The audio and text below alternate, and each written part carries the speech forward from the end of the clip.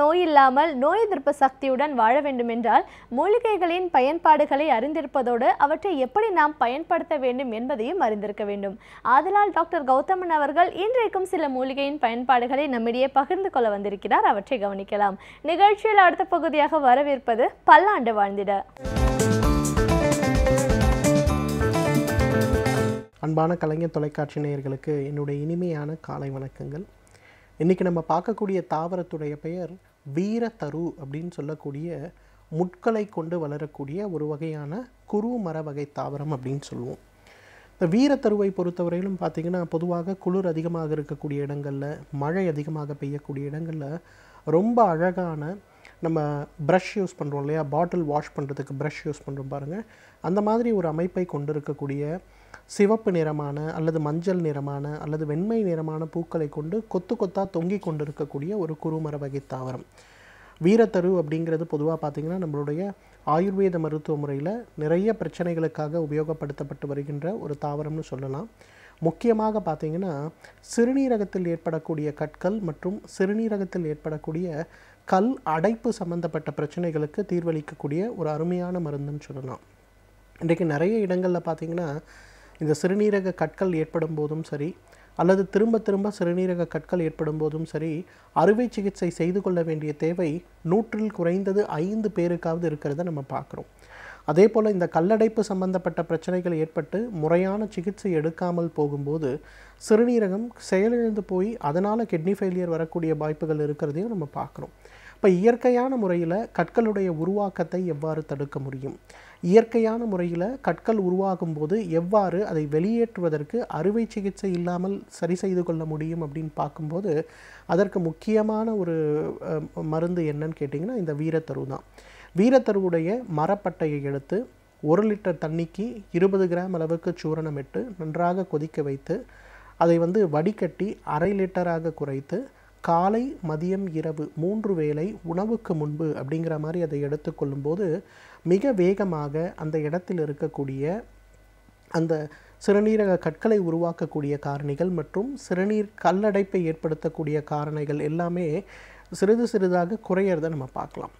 பொதுவாக இன்றைக்கு லித்தோட்ராஃபின்னு ஒரு ட்ரீட்மெண்ட் பண்ணுவாங்க. அதாவது வெளியிலிருந்து சில கதிர் அலைகளை உடலுக்குள் செலுத்தும் போது கற்கள் உடைந்து சிறுநீர் வழியாக வெளியே வரதை நம்ம பார்க்க முடியும்.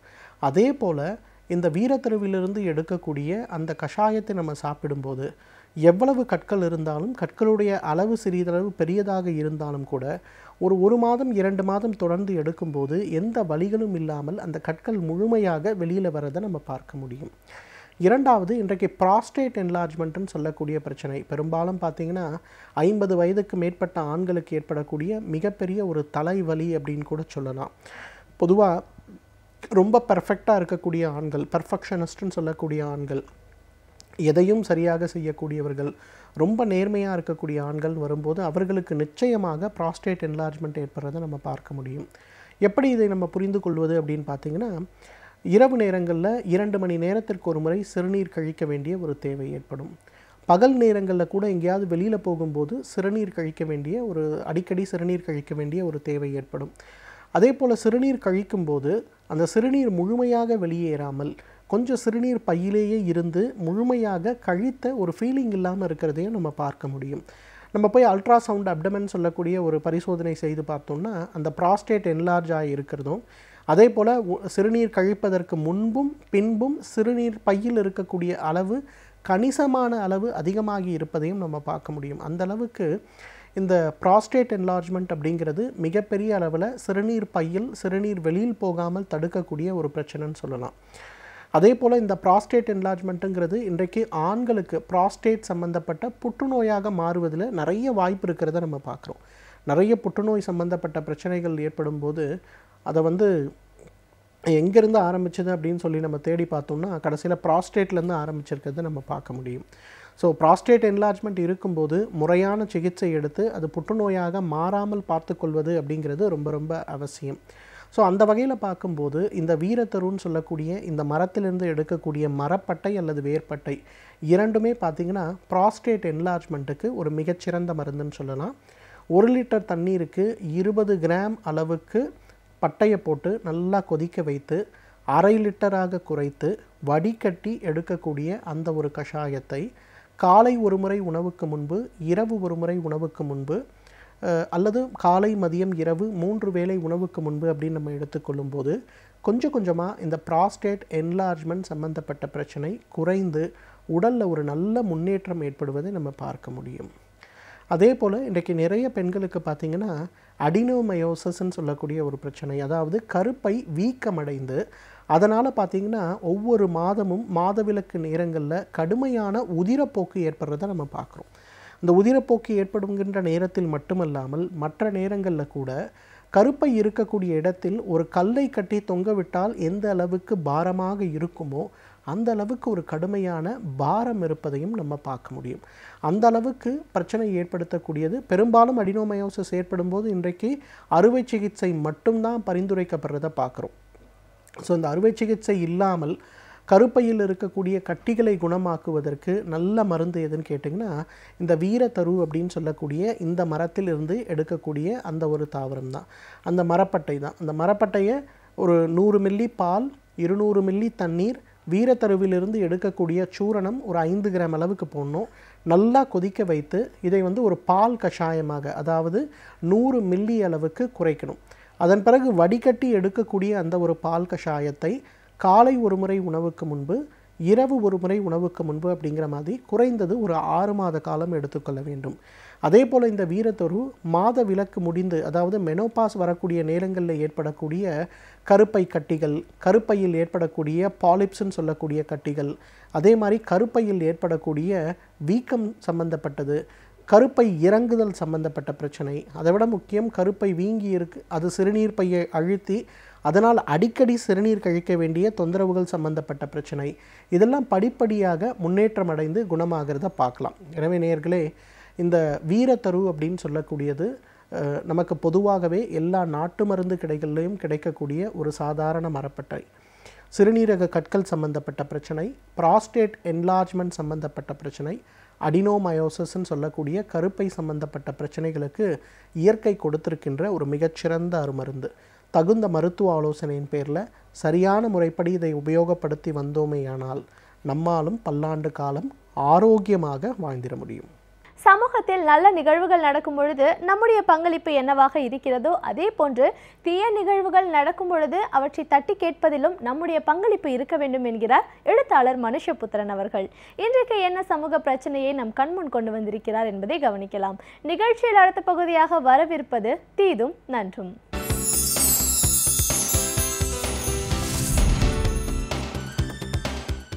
வணக்கம் நண்பர்களே, இன்னும் ஒரு இனிய காலை பொழுதில் தீதும் நன்றும் நிகழ்ச்சியில் உங்களை சந்திப்பதில் மிக்க மகிழ்ச்சி அடைகிறேன். வரதட்சணை தொடர்பான வழக்குகள், வரதட்சணை கொடுமை தொடர்பான வழக்குகள், இது தொடர்பாக சமீபத்தில் நீதிமன்றம் வெளியிட்ட ஒரு கருத்து, ஒரு அறிவுறுத்தல் என்பது கடும் சர்ச்சைக்குள்ளாகி இருக்கிறது. வரதட்சணை புகார்கள் தொடர்பாக பதிவு செய்யப்படக்கூடிய வழக்குகளினுடைய உண்மைத்தன்மை ஆராயப்பட வேண்டும். அவர்களுக்கு அப்படி வரதட்சணை வழக்குகளை வரதட்சணை கொடுமை வழக்குகளை பதிவு செய்யக்கூடிய பெண்கள் கவுன்சிலிங் கொடுக்கப்பட வேண்டும் என்பது போன்ற அறிவுறுத்தல்கள் வழங்கப்பட்டிருக்கின்றன. உண்மையில் இந்த வரதட்சணை தடுப்பு சட்டம் என்பது தொடர்ச்சியாக பலவீனப்படுத்தப்பட்டு வந்திருப்பதை நாம் இந்திய சட்ட வரலாற்றில் தொடர்ந்து பார்க்கிறோம். அதனுடைய உச்சக்கட்டமாகத்தான் இந்த அறிவுறுத்தலையும் நாம் பார்க்க வேண்டியிருக்கிறது. என்று கேட்டால், வரதட்சணை கொடுமை சார்ந்த பல வழக்குகள் அவை போலி வழக்குகள் என்கிற கருத்தாக்கத்தை சமூகத்தில் பலரும் பரப்பி வருகிறார்கள். அதனுடைய ஒரு தொடர்ச்சியாக நீதிமன்றமும் அத்தகைய உணர்வை வெளிப்படுத்துவது என்பது வருந்தத்தக்க ஒன்று.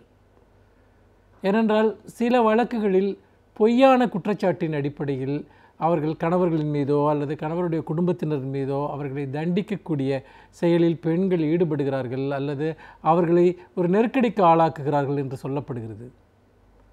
இந்த இடத்தில்தான் நம் நாட்டினுடைய சட்டங்கள் அல்லது நம் நாட்டினுடைய பெண்களுக்கு இழைக்கப்படுகிற கொடுமைகள் தொடர்பாக நம்முடைய சட்டங்கள் அணுகுகிற முறை என்பது எவ்வாறு இருக்கிறது, மேற்கு நாடுகளில் இருக்கக்கூடிய சட்டங்களோடு நாம் அவற்றை ஒப்பிட்டு பார்க்க வேண்டும். நம் நாட்டில் இருப்பதிலேயே பெண்களுக்கு எதிரான குற்றங்கள் தொடர்பாக, அதுவும் குடும்ப வன்முறை சார்ந்து, முக்கியமாக நாம் கவனிக்க வேண்டியது தான் குடும்பத்திற்குள் இருக்கக்கூடிய வன்முறையை நம்முடைய சட்டங்கள் கண்டும் காணாமல் செல்கின்றன. அவற்றின் மீது மென்மையான ஒரு அணுகுமுறையை கையாள்கின்றன. இன்னும் சொல்லப்போனால் ஒரு குடும்ப அமைப்பிற்குள் அல்லது திருமண உறவிற்குள் ஒரு பெண்ணிற்கு நடக்கக்கூடிய அநீதிகள், அந்த பெண்ணின் மீது இழைக்கப்படுகிற வன்முறை என்பது அது நம்முடைய பண்பாடு குடும்பம் சார்ந்து எங்கோ நியாயப்படுத்தப்படுகிறது.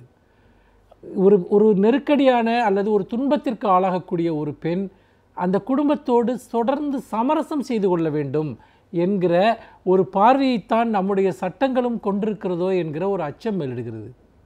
ஏனென்றால் வரக்கூடிய பல தீர்ப்புகள் அல்லது நம்முடைய சட்ட நடைமுறைகள் எல்லாமே அதைத்தான் உணர்த்துகின்றன. உதாரணமாக பெண்களை அடிப்பது தொடர்பானது, ஒரு கணவன் மனைவியை அடிப்பது தொடர்பானது, இதற்கு எதிரான மிக கடுமையான சட்டங்கள் எதுவுமே நம்முடைய நாட்டில் இல்லை என்பதுதான் உண்மை. ஒரு கணவன் ஒரு மனைவியை அடிப்பது என்பது ஒரு அடிப்படையான உரிமைகளில் ஒன்றாக பார்க்கப்படுகிறது. அது ஏதோ ஒரு கவுன்சிலிங் வழியாக தீர்க்கப்படக்கூடிய ஒன்றாகத்தான் கருதப்படுகிறதே தவிர அது ஒரு கடுமையான ஒரு மனிதருக்கு எதிரான கிரைம், ஒரு குற்றம் என்று பார்க்கப்படுவதில்லை. அதே போல் இழிவான சொற்களினால் துன்புறுத்துவது, இதெல்லாம் ஒரு குடும்ப பிரச்சனையாக, குடும்பத்தோடு மட்டுமே தொடர்புடைய பிரச்சனையாக பார்க்கப்படுகிறது. எல்லாவற்றையும் விட மிக முக்கியமான பிரச்சனை என்பது ஒரு கணவன் மனைவி உறவுக்குள் இருக்கக்கூடிய பாலியல் வன்முறை, மேரிட்டல் ரேப் என்பதை ஒரு குற்றமாக அங்கீகரிப்பதற்கு நம்முடைய சட்டங்கள் இன்றைக்கும் தயாராக இல்லை. அது பற்றிய விவாதங்களில் ஒரு மௌனத்தை நம்முடைய சட்ட அமைப்புகள் இன்றைக்கு தொடர்ந்து பின்பற்றுகின்றன. இந்தியா முழுக்க இருக்கக்கூடிய பெண்ணியவாதிகள் மேரிட்டல் ரேப் என்பதை, அதாவது திருமண உறவுக்குள் இருக்கக்கூடிய பாலியல் வன்முறையை கடும் குற்றமாக கருத வேண்டும், அதை ஒரு பெண்களுக்கு எதிரான குற்றங்களின் பட்டியலில் சேர்க்க வேண்டும் என்று தொடர்ந்து போராடி கொண்டிருக்கின்றன. மேற்கு நாடுகளிலெல்லாம் எப்போதோ இந்த மேரிட்டல் ரேப் என்பது ஒரு கடுமையான குற்றமாக மாற்றப்பட்டுவிட்டது. இந்த சூழ்நிலையில் தான் நான் இந்த விளக்கங்களை சொல்வதற்கு காரணம், பெண்களுக்கு எதிராக இழைக்கப்படுகிற பல குற்றங்கள் தொடர்பாக நம்முடைய சட்டத்தினுடைய பாதுகாப்பு கிடைக்காத போது வரதட்சணை கொடுமை என்கிற ஒரு விஷயம்தான் உடனடியாக ஒருவரை கைது செய்வதற்கு அல்லது அந்த குற்றத்திலிருந்து தன்னை ஒருவர் பாதுகாத்துக் கொள்வதற்கான ஒரே வழிமுறையாக இருக்கிறது. பல சமயங்களில் நீதிமன்றங்களில் போய் ஒரு கணவனால் தான் பாலியல் ரீதியாக துன்புறுத்தப்படுகிறேன் என்பதை ஒரு மனைவி சொல்ல முடியாது. நம்முடைய சட்டங்கள் இதை ஒரு காரணமாக ஏற்பதில்லை. ஏனென்று கேட்டால், பாலியல் ரீதியாக ஒரு பெண்ணினுடைய உடலை எப்படி வேண்டுமானாலும் ஒரு கணவன் கையாளலாம் என்பது நம்முடைய இந்திய மரபில் எழுதப்படாத அங்கீகரிக்கப்பட்ட ஒரு யதார்த்தமாக இருக்கிறது. அப்படிப்பட்ட ஒரு சூழ்நிலையில் ஒரு குடும்ப வாழ்க்கைக்குள் ஒரு ஆண் பெண் உறவிற்குள் ஒரு பெண் தொடர்ந்து பாலியல் ரீதியாக துன்புறுத்தப்படுகிறாள் அல்லது வசைச்சொற்களால் துன்புறுத்தப்படுகிறாள் அல்லது அடிக்கப்படுகிறாள். இப்படி எத்தனையோ காரணங்களால் உளவியல் ரீதியாகவோ உடல் ரீதியாகவோ அவள் துன்புறுத்தப்பட்டால் நம்முடைய சட்டங்கள் அவளை பாதுகாப்பதில்லை. நம்முடைய சட்டத்திற்குள்ளாக இதெல்லாம் ஒரு மிகப்பெரிய பிரச்சனையாக பார்க்கப்படுவதில்லை. இந்த சூழ்நிலையில் தான் இருப்பதிலேயே ஓரளவிற்கு நடவடிக்கை எடுக்கக்கூடிய பிரிவாக இருக்கக்கூடிய ஒரு வரதட்சணை தடுப்பு பிரிவில் போய் பெண்கள் புகார் கொடுக்கிறார்கள். அப்படி பெண்கள் புகார் கொடுக்கிற போது அது உண்மையிலேயே வரதட்சணை சாராத ஒரு குற்றமாக கூட இல்லாமல் இருக்கலாம், அல்லது வரதட்சணை கேட்ட நிர்பந்தங்கள் கூட நடக்காமல் இருந்திருக்கலாம். ஆனால் வேறு காரணங்கள் நம்முடைய நீதி அமைப்பால் ஏற்கப்படாத போது பெண்கள் இதற்குள் தஞ்சமடைகிறார்கள். இப்பொழுது இந்த நீதிமன்றத்தினுடைய இந்த அறிவுறுத்தலின்படி நீங்கள் பார்த்தீர்கள் என்றால், ஒரு குடும்பத்தில் தான் இனிமேல் இருக்கவே முடியாது என்கிற சூழலில் தான் ஒரு பெண் போய் அந்த புகாரை கொடுக்கிறாள். இப்பொழுது நீதிமன்றங்கள் திரும்பி அவர்களுக்கு கவுன்சிலிங் கொடுத்து அந்த பெண்ணை திரும்ப அதே வீட்டிற்கு அனுப்புங்கள் என்று சொன்னால், உண்மையிலேயே இந்த ஆணாதிக்க சமூகம் உருவாக்கக்கூடிய விழுமியங்கள், இந்த ஆணாதிக்க சமூகம் உருவாக்கக்கூடிய மதிப்பீடுகள், இதைத்தான் நம்முடைய சட்டங்களும் தொடர்ந்து பிரதிபலிக்கப் போகிறதா? அல்லது உண்மையிலேயே ஒரு ஜனநாயக பூர்வமான ஒரு நவீன சமூகத்தினுடைய மதிப்பீடுகளை ஏன் நம்முடைய சட்டங்கள் இன்னும் உள்வாங்க மறுக்கின்றன என்கிற ஒரு அடிப்படையான கேள்வி நமக்கு எழுகிறது. நிச்சயமாக இது வெறும் வரதட்சணை சார்ந்த ஒரு பிரச்சனை அல்ல. மாறாக பெண்கள் தொடர்பான, பெண்களுக்கு எதிரான குடும்ப வன்முறை சார்ந்த சட்டங்கள் இன்னும் குறுகலாக இருக்கின்றன. அதை நீங்கள் சரி செய்யாமல் நிச்சயமாக இந்த வரதட்சணை சார்ந்த ஒரு சட்டத்தை நீங்கள் மேலும் மேலும் பலவீனமாக்குவதன் மூலமாக பெண்களை நாம் மேலும் அபாயத்திற்கு உள்ளாக்குகிறோம் என்பதை நாம் மறந்துவிடக்கூடாது. மீண்டும் இன்னும் ஒரு புதிய சிந்தனையோடு உங்களை சந்திக்கிறேன். நன்றி, வணக்கம். நாம் சந்திக்கும் சிறப்பு விருந்தினர்கள் அவர்களின் துறையை சார்ந்த அனுபவங்களை நம்மோடு பகிர்ந்து கொள்ளும் பொழுது அவற்றை கேட்பதற்கு சுவாரஸ்யமாக இருப்பதோடு நம்முடைய வாழ்க்கைக்கும் பயனுள்ளதாக அமைகிறது. அந்த வகையில் இன்றைக்கு நாம் சந்திக்கவிருக்கும் சிறப்பு விருந்தினர் எந்த துறையிலிருந்து வந்து என்ன பயனுள்ள தகவல்களை நம்மிடையே பகிர்ந்து கொள்ள இருக்கிறார் என்பதை பார்க்கலாம். நிகழ்ச்சியில் அடுத்த பகுதியாக வரவிருப்பது சிறப்பு விருந்தினர்.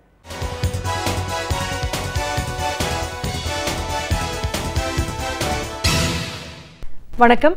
விடியலேவா நிகழ்ச்சியின் சிறப்பு விருந்தினர் பகுதிக்கு உங்கள் அனைவரையும் அன்புடன் வரவேற்கிறோம். இன்றைக்கு நாம் சந்தித்து உரையாட போவது ஒரு அயல் நாட்டு பெண்மணியை. அவர் தமிழ் பேசுவார். தமிழ்தான் பேசுவாரா என்றால் அவர் தமிழ் பேராசிரியையும் கூட. அவரை சந்தித்து நிறைய அவரிடம் பேச போகிறோம். யார் அவர்? தமிழ் பேராசிரியை உல்ரிகா நிக்கலஸ். அவரை சந்தித்து அவருடன் பேசலாம். வணக்கம்மா. வணக்கங்க. அது இன்றைக்கு நாங்கள் தமிழ்நாட்டில் சொல்லக்கூடியது நம்முடைய தாய்மொழியை கட்டி காப்பாற்ற வேண்டும், நம்முடைய இலக்கியங்கள் எல்லாம் இந்த தலைமுறைக்கும் சென்று சேர வேண்டும் என்று பேசிக்கொண்டிருக்கிறோம். ஆனால் நீங்கள் ஜெர்மனியில் இருந்து கொண்டு தமிழ் கற்றுக் கொடுக்கிறீர்கள் என்றால் உங்களுடைய பின்னணி என்ன? எப்படி உங்களுக்கு தமிழ் மீது ஆர்வம் ஏற்பட்டது? அது ஒரு பெரிய கதை. நான் சுருக்கமாக சொல்லுவேன். நான் ஜெர்மனியில் இந்த பல்கலைக்கழகத்துக்கு போக ஆரம்பித்த போது நான் முதல்ல அந்த ஜெர்மன் இலக்கியம், ஃபிலாசபி, வரலாறு அதெல்லாம் படிக்க ஆரம்பிச்சிட்டேன். அந்த டைமில் அங்கே ஜெர்மனியில் அதிகமாக ஸ்டூடெண்ட்ஸ் இருந்தாங்க. அந்த சப்ஜெக்டில் ஒரு கிளாஸ் ஒரு 400-500 ஸ்டூடெண்ட்ஸ் இருந்தாங்க. அதுக்குள்ளே சரியாக கற்றுக்கொள்ள முடியலை. எனக்கு ஏற்கனவே இந்தியாவை பற்றி ரொம்ப ஆர்வம் இருந்துச்சு. அப்புறம் நான் இண்டாலஜி டிபார்ட்மெண்ட்டுக்கு போனேன். அங்கே எப்படி இருக்குது கொஞ்சம் பார்த்தேன். அங்கே 5 ஸ்டூடெண்ட்ஸ் உட்காந்துருந்தாங்க. சரி, நானும் அங்கே உட்காந்துட்டேன். அப்போ இருந்து அங்கே 6 ஸ்டூடெண்ட்ஸ் உட்காந்துருந்தாங்க. நான் முதல்ல அது ஜெர்மனியில் நம்ம இண்டாலஜி படிக்கும் போது அப்படி இருக்குது. நான் முதல்ல சன்ஸ்கிரிட் படித்தேன். அப்புறம் சைட் சப்ஜெக்டாக தமிழ். அது எங்களுடைய யூனிவர்சிட்டியில் ரொம்ப வித்தியாசமான மாதிரி இருந்துச்சு. அந்த இண்டாலஜி டிபார்ட்மெண்ட் 1963-64 ஆரம்பித்தாச்சு.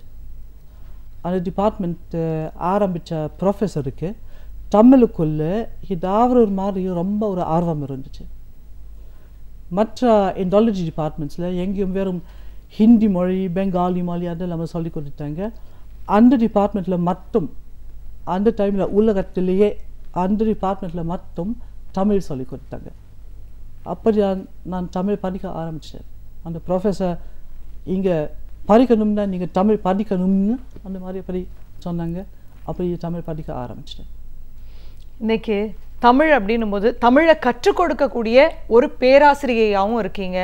அதையும் தாண்டி சுயமரியாதை கருத்துக்கள், பெரியாரின் சுயமரியாதை கருத்துக்கள் மீது ஒரு ஈடுபாடு ஏற்பட்டு அது குறித்து தொடர்ந்து பணி செய்து கொண்டு இருக்கிறீர்கள். பெரியார் மீது உங்களுக்கு எப்படி ஈடுபாடு வந்தது? ஏன் இந்த கேள்வியை நான் கேட்கிறேன்னா, இங்கு பெரியார் பிறந்த மண்ணிலேயே அவரை பற்றி, அவருடைய கருத்துக்களை பற்றி பேசுவதற்கு பெண்களுக்கு கொஞ்சம் தயக்கம் இருக்கும். இவ்வளவு முற்போக்கான கருத்துக்களாக இருக்கிறதே என்று உங்களுக்கு எப்படி ஆர்வம் வந்துச்சு? நீங்கள் பெரிய பெரிய கேள்விகள் கேட்குறீங்க. எல்லாம் பெரிய கதைகள் இருக்குது. அந்த நம்ம தமிழை பற்றி ஆராய்ச்சி பண்ணும்போது அந்த திராவிட இயக்கத்தை பற்றி கட்டாயம் நம்ம படிக்கணும், நம்ம ஆராய்ச்சி பண்ணணும். திராவிட இயக்கத்தை பற்றி நம்ம கற்றுக்கொள்ளும் போது அந்த பெரியார் பெயர் கட்டாயம் வருது. நான் அப்புறம் பெரியாரை பற்றி படிக்க ஆரம்பிச்சிட்டேன். எனக்கு ரொம்ப ஆர்வம் வந்துச்சு அதுக்குள்ளே.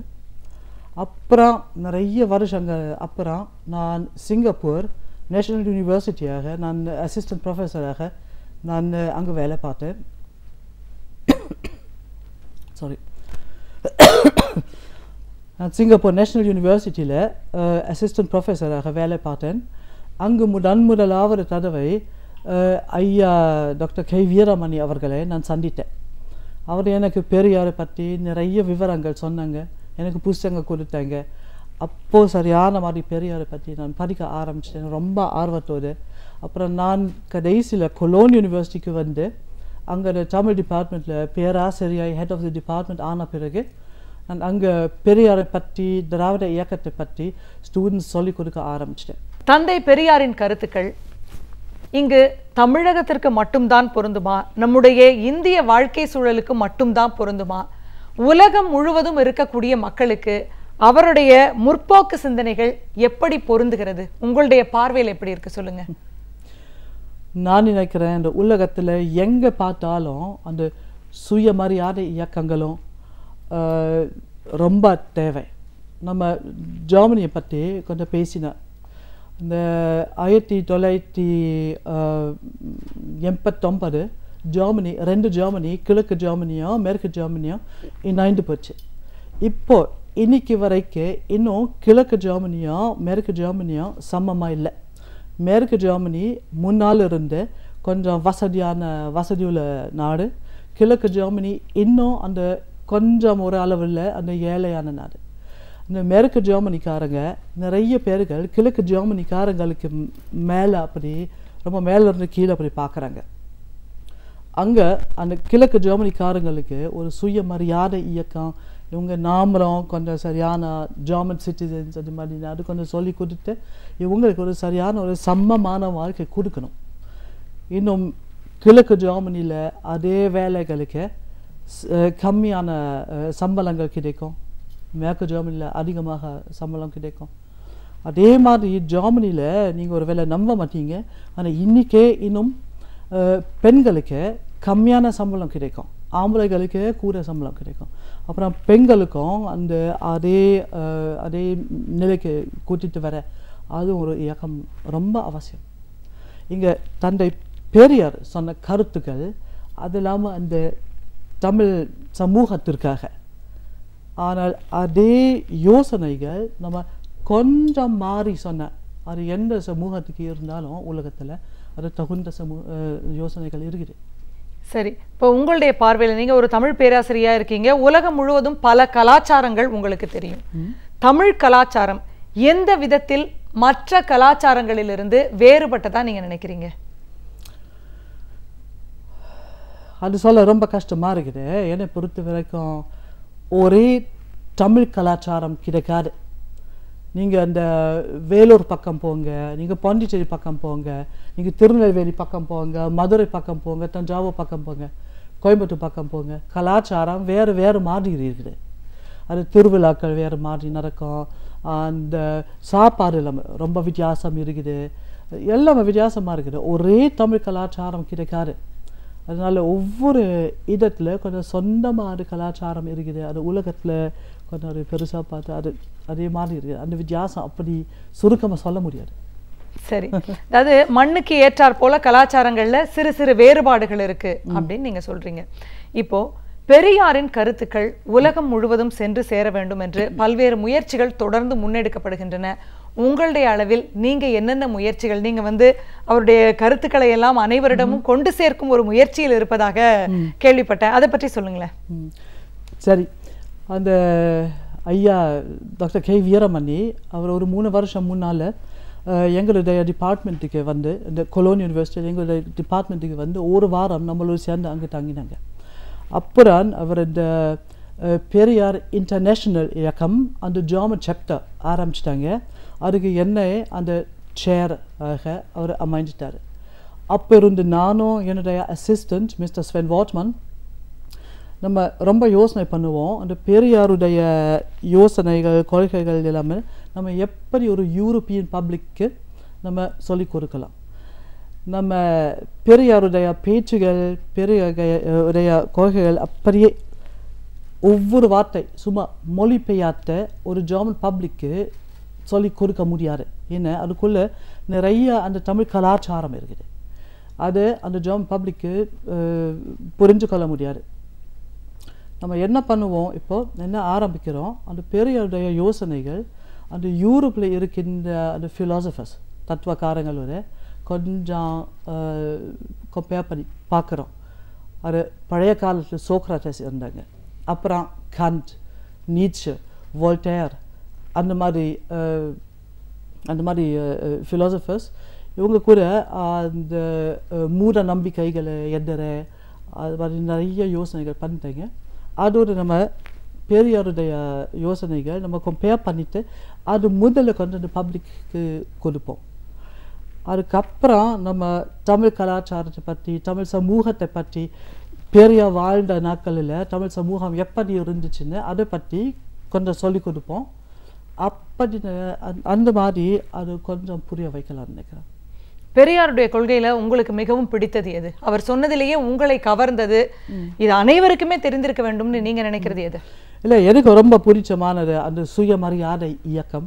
அந்த தாழ்த்தப்பட்டோர்களுக்கு அதே நிலை அதை மற்றவர்களோடு சேர்ந்து அதே நிலைக்கு வரணும்னு அது ரொம்ப முக்கியமான யோசனை, அது ரொம்ப முக்கியமான கொள்கை. அதுவும் அந்த பெண்களுக்கு என்ன சமநிலை கொடுக்க அந்த சுயமரியாதை கல்யாணம் அது எல்லாமே. அது அந்த டாக்டர் கே வீரமணி கொலோனுக்கு வந்த போது 3 வருஷங்க முன்னால் நம்ம அங்கே என்னுடைய டிபார்ட்மெண்ட்டில் ஒரு சுயமரியாதை கல்யாணம் நம்ம நடத்துவோம். என்னுடைய ஒரு ஸ்டூடெண்ட்டு சுயமரியாதை கல்யாணம் பண்ணிட்டாங்க. நிறைய அந்த இலங்கை இருந்து வந்த தமிழர்கள் இருக்காங்க. அப்புறம் அந்த கல்யாண பொண்ணு ஒரு இலங்கை தமிழர் குடும்பத்திலேருந்து வராங்க. இவங்க இந்த ஜெர்மனியில் இருக்கின்ற இந்த 2வது தலைமுறை. அதே மாதிரி இந்த மாப்பிள்ளை இலங்கை இருந்து வந்துட்டார். அவர் சின்ன வயசு இந்த இலங்கை இருந்து வந்துட்டார். 2 பேர்களுக்கும் பெரியாருக்கு மேலேயும் அந்த திராவிட இயக்கத்து மேலேயும் ரொம்ப ஆர்வம். அப்புறம் இவங்க அந்த டாக்டர் வீரமணி நம்ம டிபார்ட்மெண்ட்டுக்கு வருவாங்கன்னு இவங்க கேட்ட இவங்க என்கிட்ட வந்து அந்த ஐயா கிட்ட தயவு செய்து அவரை நம்மளை அந்த கல்யாணம் அந்த சுயமரியாதை கல்யாணம் நடத்துவாங்களா இல்லையான்னு கொஞ்சம் கேட்டுக்குங்க, அது கொஞ்சம் பண்ணுங்க, அது மாதிரி அப்படி கேட்டாங்க. அப்புறம் ஐயா உடனே கட்டாயம் செய்வேன் இந்த மாதிரி சொன்னாங்க. அப்படி என்ன நடந்துச்சு. அங்க இருக்கவங்களுக்கு, ஜெர்மனியில் இருக்கவங்களுக்கு இந்த சுயமரியாதை திருமணம் அவர்களுடைய பார்வையில் எப்படி இருந்தது, பிடிச்சிருந்ததா, இதை எப்படி பார்க்குறாங்க, வித்தியாசமா இருந்ததுன்னு நினைக்கிறாங்களா, அதில் என்ன புதுமைன்னு அவங்க பார்த்தாங்களா? யாருடைய பார்வை? அங்க இருக்கக்கூடிய ஜெர்மனி மக்களுடைய பார்வை. ஜெர்மனி மக்களுடைய பார்வையில் அது இவங்களுக்கு அதை பற்றி இன்னும் அதிகமாக ஒன்றுமே தெரியாது. அது நம்ம இப்போ தான் ஆரம்பிக்கிறோம் அதை எல்லாமே சொல்லிக் கொடுக்க. அதனால் இவங்களுக்கு அது வரைக்கும் கொஞ்சம் ஒரு யோசனை இல்லை அதை பற்றி. பெரியாரின் சுயமரியாதை கருத்துக்கள் இதெல்லாம் உங்களுக்கு பிடித்திருந்தது அப்படின்னு கூறும்போது, முதல்ல உங்களுக்கு தாய்மொழி வேறு, தமிழை கற்றுக்கும் போது உங்களுக்கு இருந்த சிரமங்கள் என்ன அப்படின்னு சொல்லுங்க. நாங்கள்லாம் சின்ன வயசுல இருந்தே கற்றுக்கிறோம், எங்களுக்கு சிரமம் இல்லை. உங்களுக்கு புதுசா உங்களுக்கு சம்பந்தமே இல்லாத ஒரு மொழியை நீங்க பார்க்குறீங்க, எப்படி நீங்க கற்றுக்கிட்டீங்க? என்னுடைய தாய்மொழி ஜெர்மன். நான் முன்னால் சொன்ன மாதிரி என்னுடைய ப்ரொஃபஸர் அது கற்றுக்கொள்ளன்னு சொன்னார். அதனால் கற்றுக்கொண்டேன். ஆரம்பத்தில் தமிழ் கற்றுக்கொள்ள ரொம்ப கஷ்டமாக இருந்துச்சு. ஏன்னா எனக்கு தெரிஞ்ச மொழிகளை விட தமிழ் ரொம்ப வித்தியாசமாக. நான் 1 வருஷம் 2 வருஷம் ரொம்ப கஷ்டப்பட்டேன். அப்புறம் எப்படியோ ஒரு நாள் திடீர்னு ஒரு சில விஷயங்க புரிஞ்சு போச்சு. அதுக்கு மேலே கொஞ்சம் எளிதான மாதிரி அப்படி ஓடிச்சு. நான் ஜெர்மனியில் நான் இந்த MA பட்டம் வரைக்கும் நான் இந்தியாவுக்கு வரவே இல்லை. ஜெர்மனியில் மட்டும் தமிழ் கற்றுக்கொள்ளும் போது நம்ம அந்த பேச கற்றுக்கொள்ள முடியாது. நம்ம வெறும் அந்த இலக்கிய தமிழ் கற்றுக்கொள்ளலாம். நான் யூனிவர்சிட்டியில் அந்த சிறுகதைகள் படிச்சிட்டேன். அந்த கல்கி, பொன்னியின் செல்வம் அந்த மாதிரி விஷயங்கள் அதை படிச்சிட்டேன் அது வரைக்கும். ஆனால் பேசும் தமிழ் நம்ம இங்கே அந்த தமிழ்நாட்டுக்குள்ளே வரும்போது தான், மக்களோடு சேர்ந்து பேசும்போது தான் நமக்கு இது பேசும் தமிழ் வரும். அது அப்போது ஜெர்மனியில் வரல. நான் 81 முதலாவது தடவை தமிழ்நாட்டுக்கு வந்தேன். அதுக்கு மேலே வருஷந்தோறும் வந்தேன். அப்புறம் 84 இருந்து 86 வரைக்கும் 1.5 வருஷம் தமிழ் யூனிவர்சிட்டி தஞ்சாவூரில் ஒரு ஸ்காலர்ஷிப்போடு இருந்தேன். அங்கே தான் எனக்கு சரியான மாதிரி கொஞ்சம் பேசும் தமிழ் வந்துச்சு. அது எப்படின்னு கேளுங்க. நான் வாரந்தோறும் மினிமம் ஒரு தடவை, ஆனால் 2-3 தடவை வரைக்கும் சினிமாவுக்கு போயிருப்பேன். இந்த சிவாஜி கணேசா படங்கள் நான் பார்த்தேன். ரொம்ப பெரிய சிவாஜி கணேசா ரசிகை ஆயிட்டேன். அப்புறம் சிவாஜி கணேசா எனக்கு அந்த பேசும் தமிழுக்கு அவர் தான் குரு. உங்களுக்கு மட்டும் இல்லை, நிறைய பேருக்கு அவர் வந்து குருவாக இருக்கிறாரு. அந்த அளவுக்கு நடிகர் திலகம் சிவாஜி கணேசன் அவர்கள் யாருடைய தமிழை வசனமாக பேசினார் என்பது உங்களுக்கு தெரியுமா? தலைவர் கலைஞரின் எழுத்துக்களை பேசிதான்.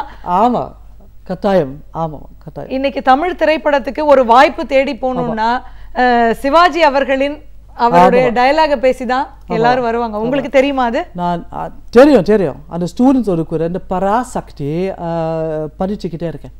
ஒவ்வொரு ஸ்டூடெண்ட் குரூப் இந்த பராசக்தி அந்த டயலாக் இல்லாமல் இவங்க படிக்கணும், அந்த படம் பார்த்து கேட்டு புரியணும், அந்த மாதிரி தான். தமிழகத்தில் தெரிந்தது அங்கே ஜெர்மனிக்கும் தெரிந்திருக்கிறது. உங்களுக்கு மொத்தம் எத்தனை மொழிகள் தெரியும்? தெரியும். அது என்னது, நான் ஜெர்மன், இங்கிலீஷ், ஃப்ரெஞ்ச், கொஞ்சம் ஸ்பானிஷ் பேசுவேன். அப்புறம் இந்த இந்திய மொழிகள் எனக்கு தமிழ் தெரியும், கொஞ்சம் மலையாளம் தெரியும், ஹிந்தி கொஞ்சம் கற்றுக்கொண்டேன். ஆனால் அடிக்கடி வட இந்தியாவுக்கு போக மாட்டேன், அதனால கொஞ்சம் பழக்கம் இல்லை. சான்ஸ்கிரிட் முழுசாக தெரியும். அந்த சான்ஸ்கிரிட் ஒரு பேசும் மொழி இல்லை, அது யாருக்குமே அந்த தாய்மொழி இல்லை, அது ஒரு பேசும் மொழி இல்லை. நம்ம அதை பேசிவ் மாதிரி கற்றுக்கொள்வோம். நம்ம அந்த டெக்ஸ்ட் அப்படி மொழிபெயர்க்கிறோம், நம்ம அதை படிக்கலாம், அதை பேச தெரியாது. அப்புறம் கொஞ்சம் இப்போ இந்த சவுத் ஈஸ்ட் ஏஷியா பற்றி கூட கொஞ்சம் ஆராய்ச்சி பண்ணுவேன். அப்புறம் இந்த கிமேர் மொழி, இந்த கம்போடியா பேசும் இந்த கிமேர் மொழி கொஞ்சம் கற்றுக்கொண்டே இருக்கேன். அது இந்தோனேஷியா மொழி கூட கொஞ்சம் கற்றுக்கொண்டே இருக்கேன். சரி, இப்போ நான் அதனால உங்களுக்கு நிறைய மொழிகள் தெரியும் அப்படின்றதுனால உங்ககிட்ட ஒரு கேள்வி. பாரதியார் சொன்னது, யாமறிந்த மொழிகளிலே தமிழ் மொழி போல இனிதாவது எங்கும் காணும் அப்படின்னாரு. உங்களுக்கு அறிந்த மொழிகள்ல நீங்க பேசும்பொழுதும் கேட்கும் பொழுதும் இனிமையா இருக்கிறது எந்த மொழி? எனக்கு தமிழ் ரொம்ப ரொம்ப பிடிச்சிருக்குது. எனக்கு ரொம்ப பிடிச்சமான மொழி தமிழ் தான். ஆமாங்க. சரி, ஏனென்றால் பாரதியார் இப்படிதான் பன்மொழிகளை கற்று அதற்கு பிறகுதான் அவர் அந்த கருத்தை சொன்னாரு. ஜெர்மனிக்கு வரும்போது பொதுவாகவே ஒரு விஷயத்தை பார்க்க முடியும், வெறும் அந்த தாய்மொழியில் மட்டுமே பேசக்கூடிய ஒரு இயற்கையான சுபாவம் உடையவர்கள் தான் நீங்கள் அனைவருமே. மற்ற மொழி மேல் ஈடுபாடு வரக்கூடிய சூழல் உங்களுக்கு எங்கிருந்து வந்தது? அடிப்படையான சூழல், ஆர்வம் எங்கிருந்து வந்தது? அது நான் நினைக்கிறேன் ஒரு சில பேர்களுக்கு இருக்குது, ஒரு சில பேர்களுக்கு இருக்காது. ஒரு சில பேர்களுக்கு மற்ற மொழிகள் கற்றுக்கொள்ள ஆர்வம் இருக்குது, நிறைய பேர்களுக்கு இருக்காது. அந்த ஜெர்மனியில் பெரும்பாலும் நிறைய பேர்களுக்கு அயல் மொழி ஒன்றுமே தெரியாது. இவங்க ஸ்கூலில் கொஞ்சம் ஆங்கிலம் கொஞ்சம் ஃப்ரெஞ்சு கற்றுக்கொள்ளுவாங்க, ஆனால் அதை யூஸ் பண்ணாமல் இவங்க சீக்கிரம் திருப்பி மறந்து விடுவாங்க. அந்த ஜெர்மனிக்கு அந்த அயல் நாட்டுக்காரங்க ஜெர்மனிக்கு வந்தால் ரொம்ப கஷ்டப்படுவாங்க. ஏன்னா நிறைய இடங்களில் அது இங்கிலீஷ் கொஞ்சம் கூட பேச தெரியாத ஆட்கள் தான் இருக்குது. அது தாய்மொழிக்கு மிகவும் முக்கியத்துவம் கொடுக்கக்கூடிய ஒரு நாடாகவே வந்து ஜெர்மனி எப்போதும் இருக்கிறது. மிக முக்கியமாக இப்போ தமிழகத்தை பொறுத்தவரை பார்த்தீங்கன்னா தாய்மொழியை கண்டிப்பாக படிக்க வேண்டும் என்று கெஞ்சி கேட்கக்கூடிய ஒரு சூழல் தான் இருக்கு. இங்க வந்து ஆங்கிலத்திற்கு அதிக முக்கியத்துவம். நான் அது கெஞ்சி கேட்குறேன். ஏன்னா இங்கே அந்த தமிழ்நாட்டில் அதிகமாக அந்த குழந்தைகள் அந்த இங்கிலீஷ் மீடியம் ஸ்கூல்ஸுக்கு அனுப்புகிறாங்க. அதோடு இந்த குழந்தைகளுக்கு அந்த தாய்மொழி இழந்து போகும். தாய்மொழி இழந்து போனால் ரொம்ப முக்கியமான ரொம்ப மோசமான விஷயம். ஏன்னா எல்லாமே வெறும் அயல் மொழி வழி கற்றுக்கொண்டா கூட நமக்கு அந்த அறிவு அந்த அளவில் கூட வராது. நம்ம அந்த தாய்மொழியில் பரிச்சைக்க நம்ம அயல் மொழிகளை நம்ம ரொம்ப எளிதான மாதிரி நம்ம கற்றுக்கொள்ளலாம். அது அந்த இங்கிலீஷ் மீடியம் ஸ்கூலுக்கு போக அது அவசியம் இல்லை. தமிழ் மீடியம் கற்றுக்கொண்டா அப்புறம் இங்கிலீஷ் கொஞ்சம் ஒரு சப்ஜெக்டாக நல்லா கற்றுக்கொண்டா அது போதும். அதுதான் முன்னாள் நடைமுறையில் இருந்தது, இப்பொழுது சமீப காலமாக மாறி இருக்கிறது. நீங்க சொன்னீங்க உங்களுக்கு திரைப்படங்கள்னா ரொம்ப பிடிக்கும். உங்களுக்கு ரொம்ப பிடிச்ச திரைப்படம் எது? எனக்கு சிவாஜி கணேச திரைப்படங்கள் ரொம்ப பிடிச்சிக்குது. அதுக்குள்ள ரொம்ப பிடிச்சமான படம் பராசக்தி. அப்புறம் அது வேறு என்ன, ஆண்டவன் கட்டளை நல்ல படம், பாக பிரிவினை, நிறைய படங்கள், கொஞ்சம் புது படங்கள், அந்த தேவர் மகன், வேறு என்ன இருந்துச்சு, சாதனை, நிறைய படங்கள். சரி, முதல் மரியாதை. சரி, நீங்க நிறைய படங்கள் சொல்றீங்க, பராசக்தி படம் அங்க போட்டு காமிக்கிறதாவும் சொல்றீங்க. அந்த படத்துல இருந்து ஏதாவது வசனம் நீங்க பேசி காமிங்களேன். அந்த படத்தின் வசனம் அப்படி எனக்கு அப்படி மனப்பாறை இல்லை. சரி, பாட்டு. பூங்காத்து திரும்புமா எம் பார்த்து விரும்புமா பாராத்தா மறியல் வச்சு தாலாத்தா எனக்கொரு தாய்மடி கிடைக்குமா. போதுமா? ரொம்ப அழகா பாடுறீங்க. இன்னைக்கு வந்து பாத்தீங்கன்னா ஒரு திரைப்படங்கள் மூலமாக தமிழை கற்றுக்கொண்ட ஒரு பெருமை, நீங்க கற்றுக்கொண்ட பெருமை எங்களுக்கு இருக்கிறது. எல்லாருமே வந்து பாத்தீங்கன்னா நடிகர் திலகம் சிவாஜி கணேசன் அவர்களின் தமிழை வியந்து பாராட்டுவார்கள். நீங்களும் அந்த வகையில் உங்களுக்கு அறிமுகப்படுத்தியது யாரு? இப்படி படத்தை பார்த்தால் தமிழ் கற்றுக்கொள்ளலாம் உங்களுக்கு யாராவது சொல்லியிருப்பாங்களே இந்த யோசனையை? யார் சொன்னா? எப்படி? என்னோட சொந்த யோசனை. நான் தமிழ் யூனிவர்சிட்டிக்கு போன போது நான் அங்கே கேட்டேன், நான் அந்த தமிழ் இலக்கியம் அதுவும் பேசும் தமிழ் கற்றுக்கொள்ளணும்னு. அவங்க சரி சொல்லி தருவோன்னு சொன்னாங்க. அப்புறம் இலக்கியம் ஒன்றுமே பிரச்சனை இல்லை, ஆனால் யாருமே எனக்கு இந்த பேசும் தமிழ் சொல்லிக் கொடுக்க முன் வரவே இல்லை.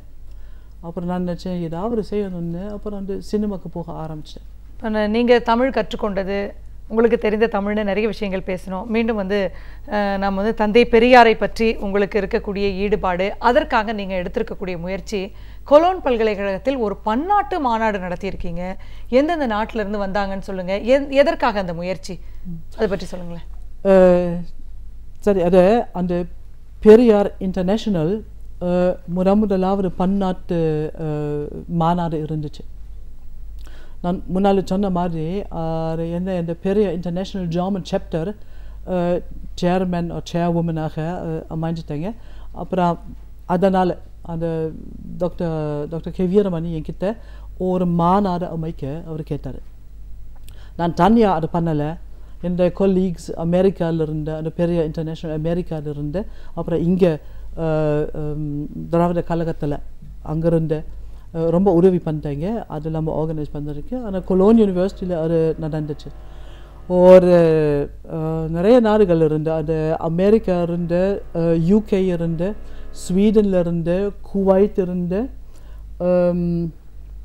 வேறு எங்கே இருந்து, ஜெர்மனி, வேறு ஊர்கள் இருந்து, அப்புறம் இந்தியாவிலிருந்து, இங்கே தமிழ்நாட்டிலிருந்து கிட்டத்தட்ட ஒரு 40-45 பேர் வந்திருக்காங்க. அங்கே மொத்தமாக ஒரு 6-10 வரைக்கும் டெலிகேட்ஸ் இருந்தாங்க. ஒரு 15 ரொம்ப நல்ல பேப்பர்ஸ் வாசிக்கப்பட்டன. அதுவும் ஒரு சில புஸ்தகங்கள் வெளியே வந்துச்சு. அதுக்குள்ளே முதலாவது தடவை ஒரு அந்த பெரியாரை பற்றி ஒரு 2 புஸ்தகங்கள் ஜெர்மன் மொழியில். அது ஒன்று அந்த பெரியாருடைய வாழ்க்கை சுருக்கம். அது என்னுடைய அசிஸ்டண்ட்டாக வேலை செய்கிறவங்க ஒருத்தவங்க, அவர் அது ஜெர்மனிக்கு மொழிபெயர்த்தார். அப்புறம் இவங்களும் என்னுடைய சேர்ந்து இன்ஸ்டியூட்டில் வேலை பார்க்குறாங்க. அந்த பெரியாருடைய ஒரு பேச்சு கடவுளும் மனிதனும் அது டைரக்டாக தமிழிலிருந்து ஜெர்மன் மொழிக்கு மொழிபெயர்த்தாங்க. அதுதான் அந்த மாநாடு ரொம்ப பெரிய சக்ஸஸ் ஆயிடுச்சு. இங்கே அந்த மீடியாவில் நிறைய பேர்கள் பார்த்தாங்க. அது இப்போ கிட்டத்தட்ட ஒரு மாதம் ஆச்சு அந்த மாநாடு முடிஞ்சுது. இன்னும் அந்த சோஷியல் மீடியா நிறைய பேர்கள் அதை பற்றி பேசிக்கிட்டே இருக்காங்க, ரொம்ப பாராட்டுறாங்க. ரொம்ப பெரிய சக்ஸஸ் ஆயிடுச்சு. அப்புறம் அதுவும் நமக்கு அந்த பெரிய இன்டர்நேஷ்னல் அந்த பெரியாரை பற்றி கொஞ்சம் வெளிநாட்டில் கொஞ்சம் தெரிவிக்க ஒரு நல்ல ஆரம்பம். ஏன்னா அது ஒரு இப்போ கொஞ்சம் அங்கே ஒரு ப்ரெஸ்ஸில் ஏதாவது கொஞ்சம் வந்துச்சு. அது ஒரு ஓப்பனிங் மாதிரி. பெரியாரின் கொள்கைகளையும் சிந்தனைகளையும் பின்பற்றினால் சாதி கொடுமைகள் இருக்காது அப்படின்னு சொல்கிறீங்க. நீங்கள் எங்கிருந்தோ ஒரு அயல் நாட்டிலிருந்து வந்து தமிழகத்தை புரிந்து கொண்டு இங்கே இருக்கக்கூடிய குடும்பத்திலேயே வாழ வேண்டும் என்று முடிவு செய்து தமிழை கற்றுக்கொண்டு தமிழ் பேராசிரியையாகவும் இருக்கிறீர்கள். உங்களை பார்க்கும்பொழுது எங்களுக்கு மகிழ்ச்சியாகவும் பெருமையாகவும் இருக்கிறது. நிகழ்ச்சியில் பல கருத்துக்களை பகிர்ந்து கொண்டமைக்கு மிக்க நன்றிம்மா. ரொம்ப நன்றி. நாம் அறிந்திருக்க வேண்டிய பல அரிய தகவல்களை அழகிய தமிழில் தொகுத்து இனிமையாக ஒவ்வொரு நாளுமே வழங்கி கொண்டிருக்கிறார் பேராசிரியர் சுபவீர பாண்டியன் அவர்கள். இன்றைக்கு என்ன அரிய தகவல்களை நமக்காக கொண்டு வந்திருக்கிறார் என்பதை கவனிக்கலாம். நிகழ்ச்சியில் அடுத்த பகுதியாக வரவிருப்பது ஒன்றே சொல் நன்றே சொல்.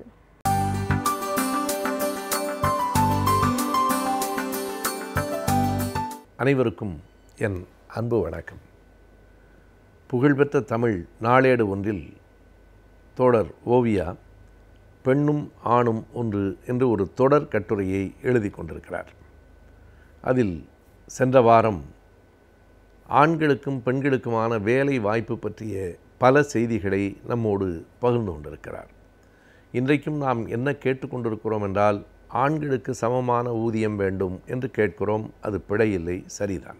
ஒரே மாதிரி வேலை செய்கிற போது ஊதியத்தில் மட்டும் ஏன் வேறுபாடு என்கிற கேள்வி நியாயமானது. ஆனால் அந்த ஊதியத்தில் வேறுபாடு எப்படி வந்தது, அதற்கான மாற்று சம ஊதியம் கோருவது தானா அல்லது சம வேலை சம வாய்ப்பு கோருவதா என்பதை அந்த கட்டுரை விவாதிக்கிறது. இன்றைக்கும் கூட நாம் என்ன சொல்கிறோம், 50-60 ஆண்டுகளுக்கு முன்னால் இருந்த நிலை வேறு. ஆனால் இன்றைக்கு எல்லா வீடுகளிலும் பெண்கள் வேலைக்கு போகிறார்கள், அல்லது இருக்கிற பெண்களில் பெரும்பான்மையானவர்கள் வேலைக்கு போகிறார்கள். ஆனாலும் கூட உத்தியோகம் புருஷ லட்சணம் என்றுதான் சொல்லப்படுகிறது. உத்தியோகம் பெண்களுக்கு லட்சணம் ஆகாதா?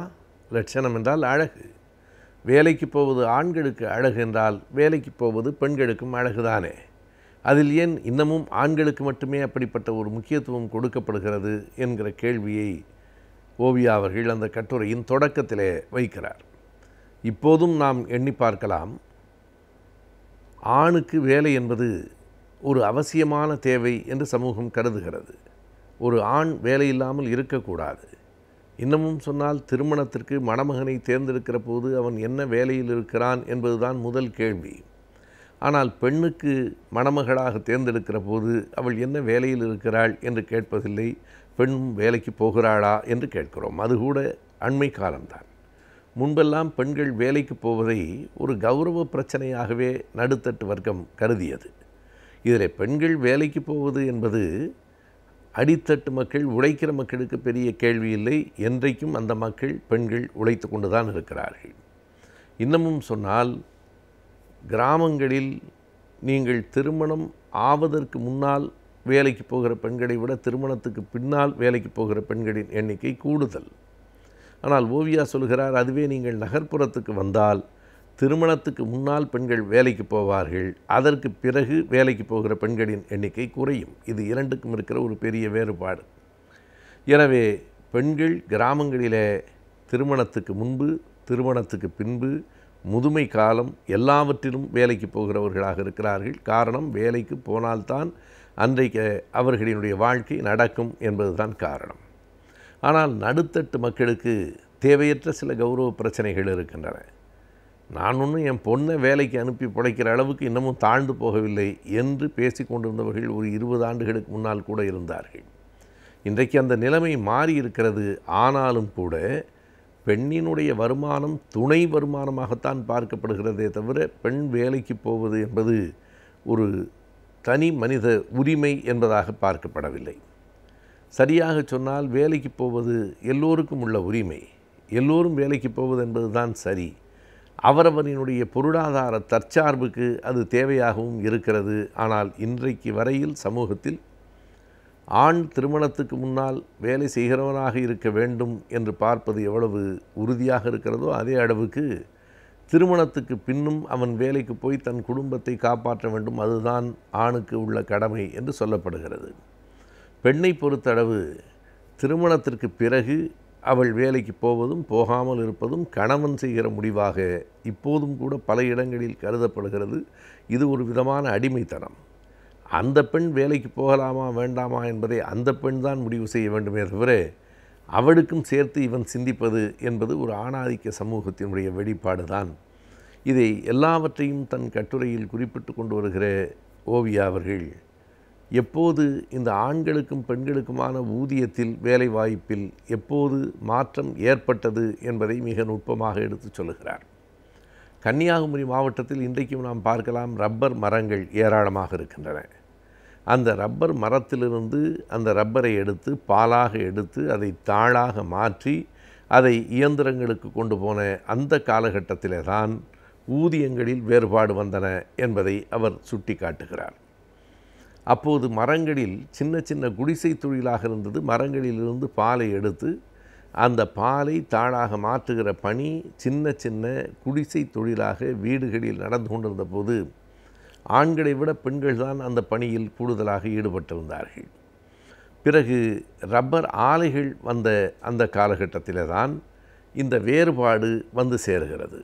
பெண்கள் என்கிறவர்கள் அந்த ரப்பர் தாடை மடித்து கொடுக்கிறவர்களாகவும், ஆண்கள் என்கிறவர்கள் அந்த இயந்திரங்களை இயக்குகிறவர்களாகவும் பணியில் அமர்த்தப்படுகிறார்கள். பொதுவாகவே நமக்கு ஒரு பார்வை உண்டு, பெண்கள் மென்மையானவர்கள், ஆண்கள் வலிமையானவர்கள்.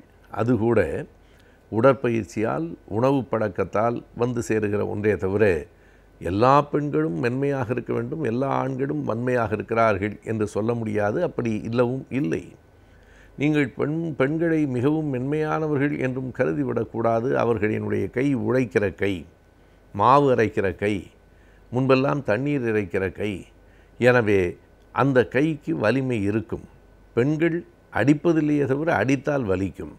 ஆகையினாலே ஆண்கள் பெண்கள் யாராக இருந்தாலும் அந்த உடல் வலிமை என்பது அவரவரினுடைய உணவு பழக்கம், அவரவரினுடைய வாழ்க்கை முறை, தொழில் இவைகளை சார்ந்ததே தவிர இயற்கையிலேயே பெண் மென்மையானவளாகவும் ஆண் வலிமையானவனாகவும் பிறக்கவில்லை. குழந்தைகளிலே ஆண் குழந்தை பெண் குழந்தைக்கு இடையிலே பெரிய வேறுபாடு இருக்காது. 2 குழந்தைகளும் மென்மையாகத்தான் இருக்கும். வேலை செய்து தான் அந்த உடல் காய்த்து போய் அந்த உடலில் வலுவேறுகிறது. எனவே உழைக்கிறவர்கள் ஆணாக இருந்தாலும் பெண்ணாக இருந்தாலும் வலிமையாகத்தான் இருப்பார்கள்.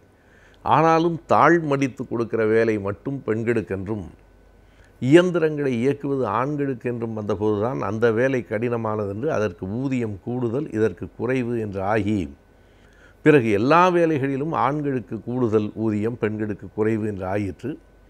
எனவே தோழர் ஓவியா அவர்கள் சொல்லுகிற அந்த தீர்வு மிகச் சரியானது.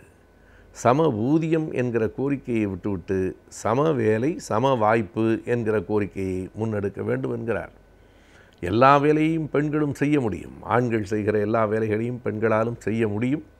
எனவே எங்களுக்கும் இயந்திரங்களை இயக்குகிற வேலையை கொடு, சம வேலை வேண்டும், சம வாய்ப்பு வேண்டும். இது 2ம் வருமானால் சம ஊதியம் தானாக வந்துவிடப் போகிறது என்கிற அந்த தர்க்கம் சரியாக இருக்கிறது.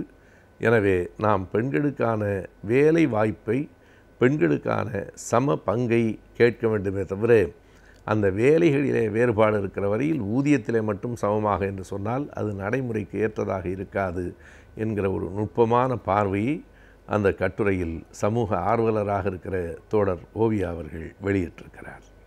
தற்போது பரவி வரும் நோய்களை பற்றியும் அவற்றை நாம் எப்படி தவிர்க்கலாம், அதற்கான மருத்துவ முறைகள்லாம் என்னென்ன என்பதை பற்றி ஆலோசனை நேரத்தின் மருத்துவம் பகுதியில் தெரிந்து கொள்ளலாம்.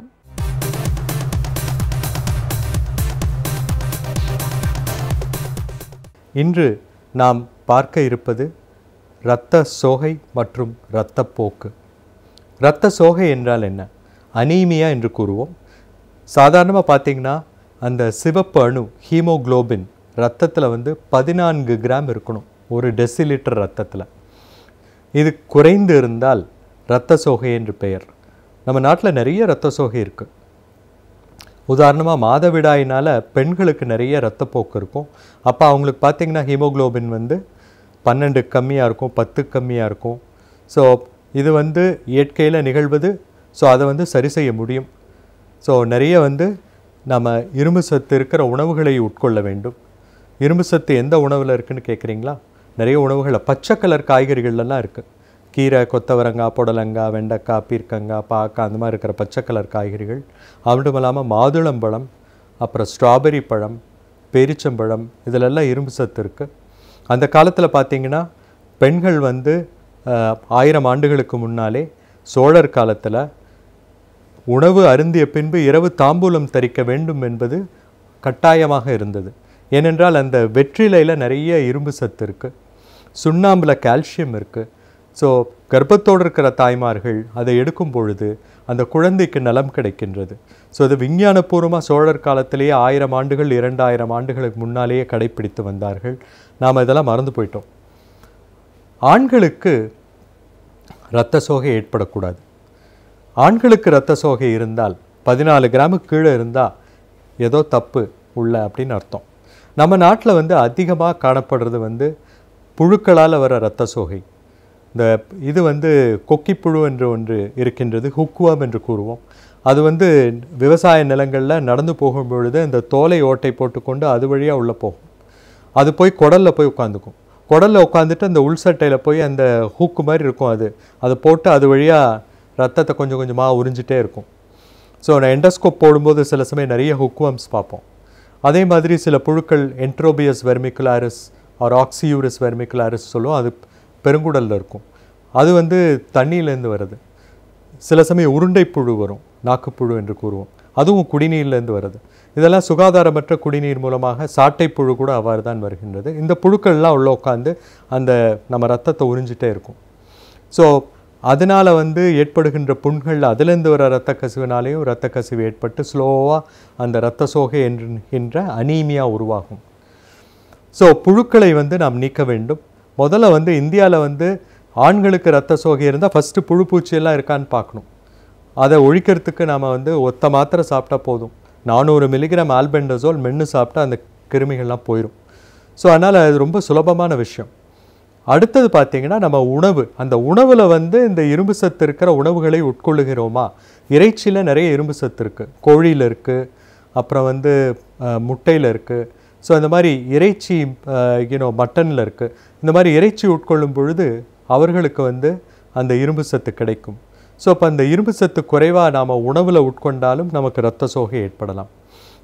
இது வந்து அயர்ன் டெஃபிஷியன்சி அனீமியா என்று கூறுவோம். இன்னொரு நியூட்ரிஷனல் டெஃபிஷியன்சி, அதாவது உணவு பற்றாக்குறையினால் ஏற்படுகின்ற இரத்த சோகை இருக்கின்றது, B12 டெஃபிஷியன்சி அனீமியா. அது நிறைய காணப்படுகின்றது நமது இந்தியாவில். இப்போ அந்த B12 குறைபாட்டுக்கு காரணம் வந்து நாம் சைவர்களாக இருப்பது தான். அசைவம் சாப்பிடலன்னா B12 கிடைக்காது. அப்போ சைவர்களுக்கு B12 எப்படி கிடைக்கும்னு கேட்குறீங்களா? பால் மற்றும் பால் பொருட்கள்லேருந்து கிடைக்கும்.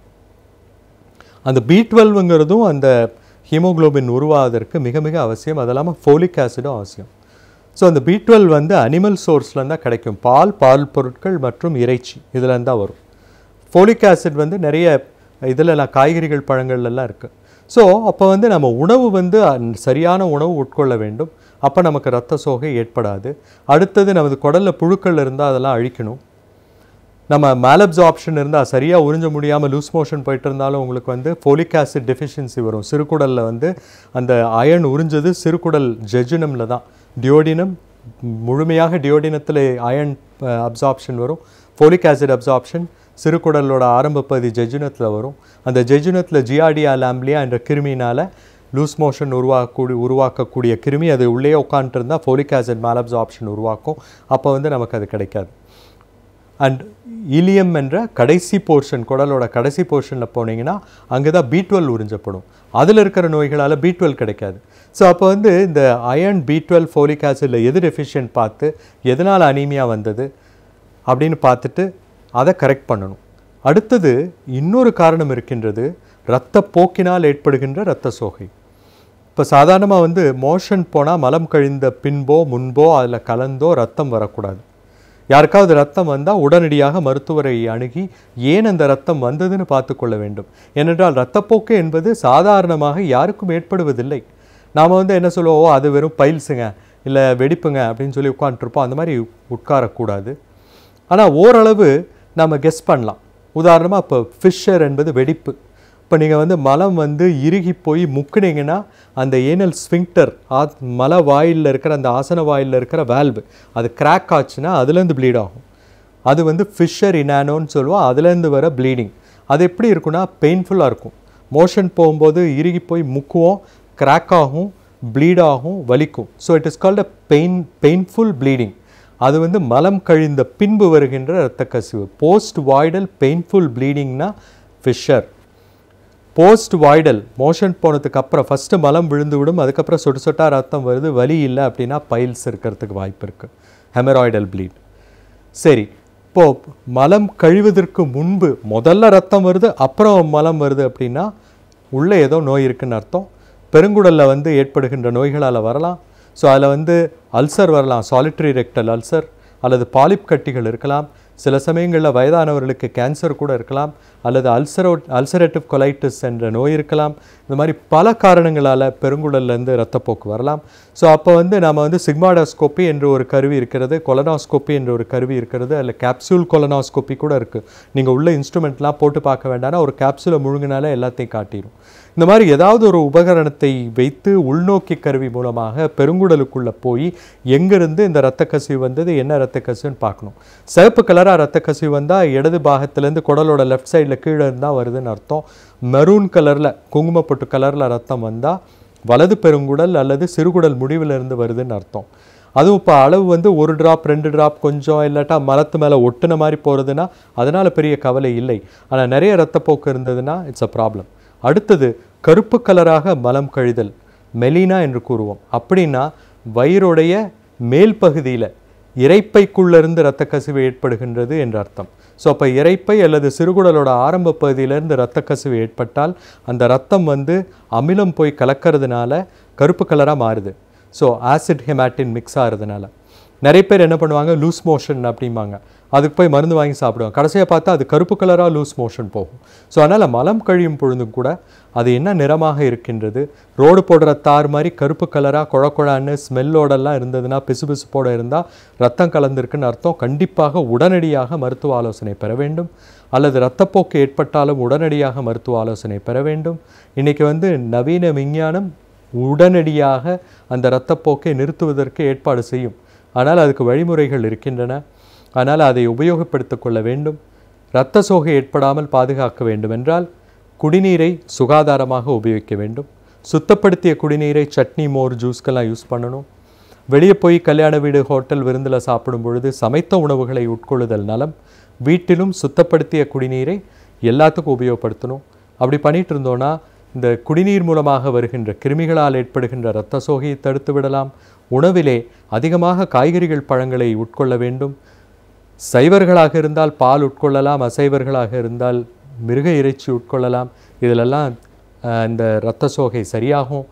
மாதவிடாய் அதிகமாக போச்சுன்னா பெண்கள் டாக்டர்கிட்ட போய் அந்த மாதவிடாய் போகின்ற இரத்தப்போக்கை குறைத்து கொள்வதற்கான ஏற்பாடுகளை செய்து கொள்ளலாம்.